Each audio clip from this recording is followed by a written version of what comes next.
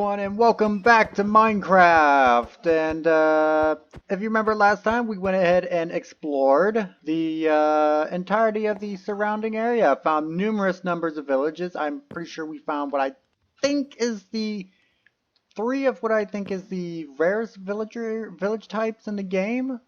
And yeah, also found a pillager outpost and all kinds of wonderful stuff in that episode. But in this episode, let's give a little bit catching up as I've kind of done a little bit of an expansion project here. I went ahead and changed up this smelting system so that I could have, so I could change over to baked potatoes as well as go ahead and start smelling a large amount of iron and potentially even start smelting a large amount of cobblestone.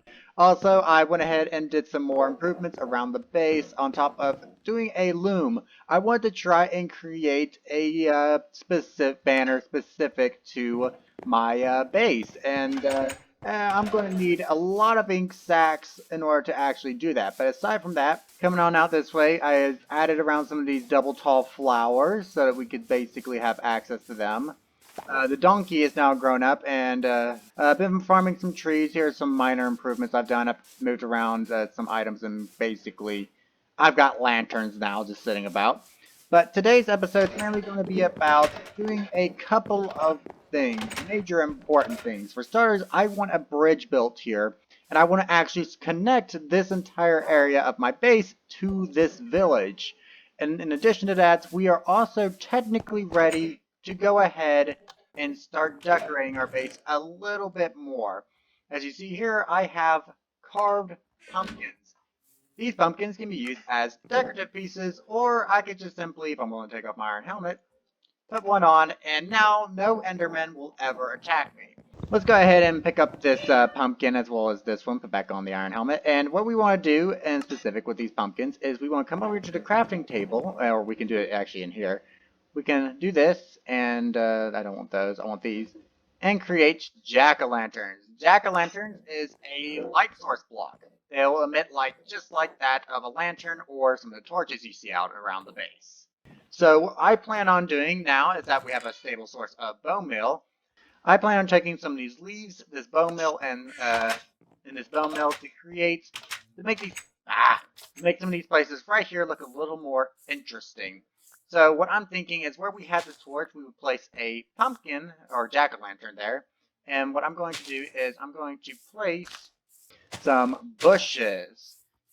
So yeah, these will all be oak leaves, and then we'll also bone meal the grass here in order to create a bit more of a more naturalistic feel to these things.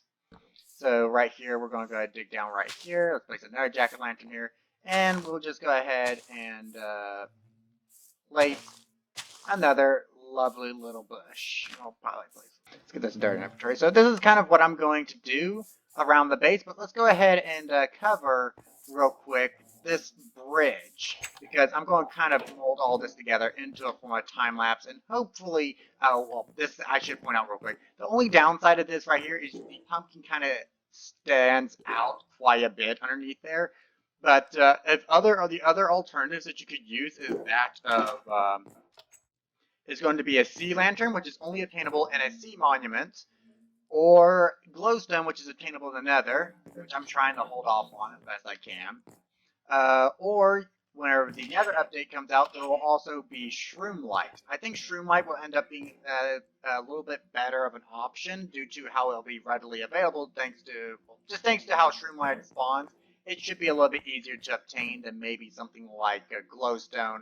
It most certainly easier to obtain than sea lanterns, but it'll most certainly not be as easy to obtain as per se jack-o'-lanterns, because jack-o'-lanterns are just required to start growing pumpkins. So yeah. Okay, so real quick, let's go ahead and cover what I am thinking for the bridge in terms of its overall design. What I'm actually thinking is I want to use some spruce wood for supports, but I'm kind of thinking we want to use some spruce logs, oak fences, and birchwood slabs. And that's all we want to use for this build, or at least that's all I want to use personally for the build. So let's go ahead and grab a bunch of this stuff, and let's make sure we have ourselves the materials we need for this bridge. So we'll start up a time lapse here very soon of me building the bridge and also decorating this area around the base, and then we'll get into a bit more about connecting our base to that village because I want to make it part of my base. So with that said, let's go ahead and cut over to the time lapse.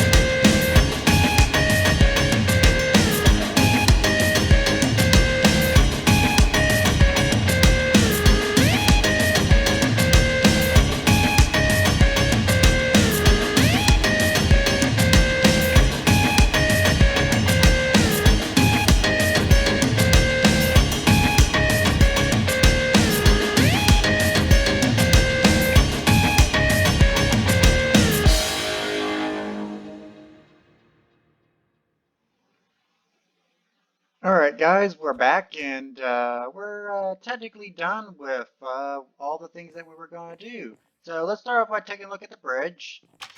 And it's not really made to look all that complex. I was thinking just a small little bridge in between that allows me to cross over a small little river right here. Just a small bridge allows me to cross a small gap.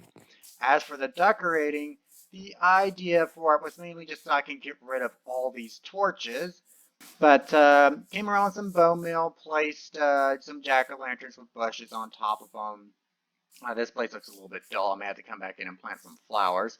Uh, Aside from that, I think everything looks quite nice in through here. I think this looks a lot nicer through here. Looks a lot more lovely, of course, with the exception that there are still some torches lying around. Can't do anything right here for now because we have pumpkins growing here temporarily. But I'd say that does it for here. Let's start talking about connecting the village here. Now, for starters, there's this little hillside I want to be able to scale. And I'm kind of thinking cobblestone stairs and path blocks to connect up over here. Also, we have some other slight issues having to deal with how in the world are we going to get up there. Point being is I want to make all this a little bit smoother. Now, to be honest, I could just simply use birchwood slabs for the pathway, and that probably would actually look a little bit better, in all honesty. That would just make this feel actually. Tell you what, we're going to go and use path blocks and birchwood slabs because we have plenty of birchwood slabs. Alrighty, I think this kind of works out a little bit better, though there is a couple of problems. This looks more than a little bit not that great. I could come back in later on with cobblestone, and cobblestone, maybe even smooth stone. I'm probably, yeah, I might come back in with some and do kind of smooth, like a smooth stone retaining wall pattern up through here. Same thing along here, maybe, unless I want to do wood or of some description. But I think that would be pretty nice to do. Otherwise, it's just simply a matter of connecting up the paths and maybe also readjusting the paths we have here currently for the village in order to make it, in order to attempt to try and make it look a little bit nicer. Here, for certainly, we're going to have to do a bit more terraforming in the form of bringing that, putting some dirt in over here, maybe or replacing it. Probably put in another cobblestone retaining wall. Now that I think about it, let's just go ahead and get some cobblestone retaining walls for a lot of this stuff. And I'll meet you guys back whenever the project itself is actually done because I already have a time lapse going on. I don't think I want to be doing a secondary time lapse. That looks a little bit weird. I may want to come back in and change that design, that bush design right there. But I'm going to go ahead and get some cobblestone smelting, and I think what I'm going to go ahead and do is just do the rest of this off camera, and I'll bring you guys back in whenever it's finished. Oh, wow. Okay, so that took a lot longer than I thought it was going to, and also a couple of interferences happened. A pillager group came in and tried to deal with it, but tried to kill me, but I dealt with it, and this is what we currently have. This is a retaining wall to keep the dirt back. I think for an early game design choice, it could be ever so slightly better by mixing in mossy cobblestone, but we don't have our vine farm set up. In fact, that may be one of the objectives of next episode. And ooh, okay, so that wrapped up. I was waiting for all of this to turn to grass blocks so I could turn it to path blocks. But it seems it just now did. Okay, so that's really the only thing I got left to do is turn a lot of these blocks into path blocks. So yeah, that's pretty much all that's left to do here is just turn these blocks into path blocks. I went ahead and put in all the birch wood, little kind of stairwells. I went around, replaced all the blocks underneath. Some of these other blocks with blocks that matched it. Like for instance, this is oak wood stairs, so I replaced it. I put an oak wood slab beneath it.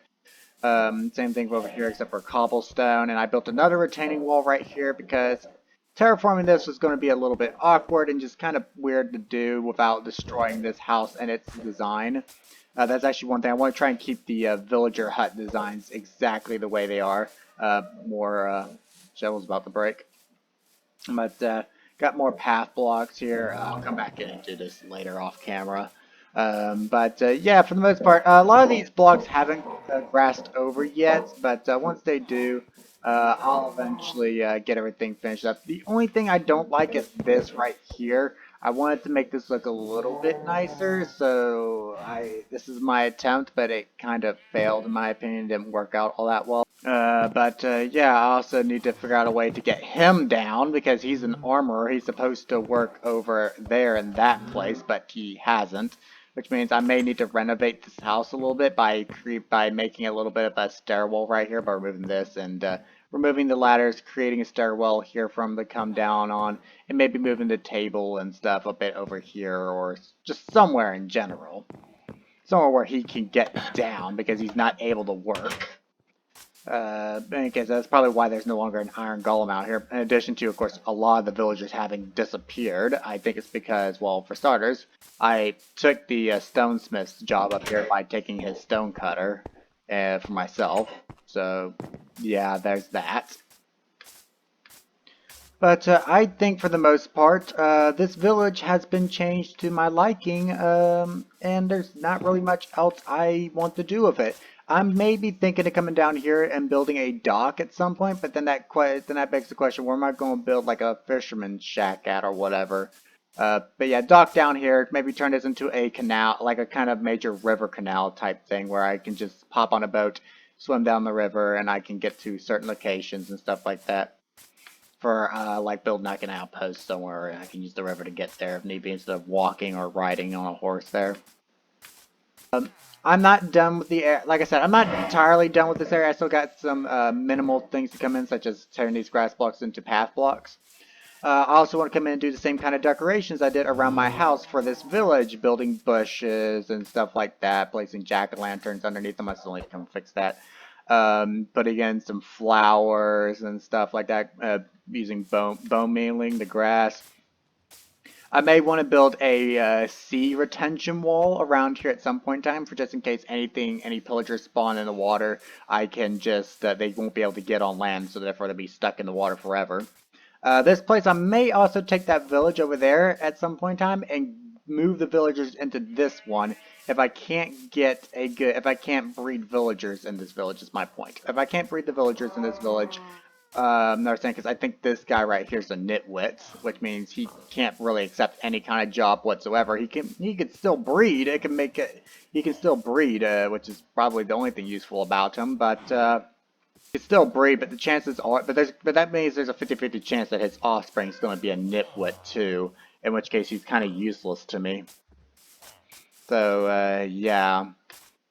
But in any case, though, this is looking quite nice. I like what I did with the village thus far in terms of terraforming the pathways, adding in plenty of, adding in those couple of retention walls. That was really nice. But I think that's going to be it for this episode. In next episode, I am thinking that I may go ahead and build my vine farm so I can start mixing in mossy cobblestone with, per se, my front porch up here along the edges of the houseway with mossy cobblestone stairways. And especially this right here. This would look a lot better if I can mix in mossy cobblestone right here. I know that for certain. And I'm thinking we may end up having to turn this into a pathway, and out here will be our, will most certainly be our vine farm to some description, and maybe another pathway from here on out will lead to whatever, whenever I build the iron farm out this way. Yeah. So I'll see you guys next time in Minecraft, or Fallout 76, if I manage to keep being able to play it for free. So, see you guys next time!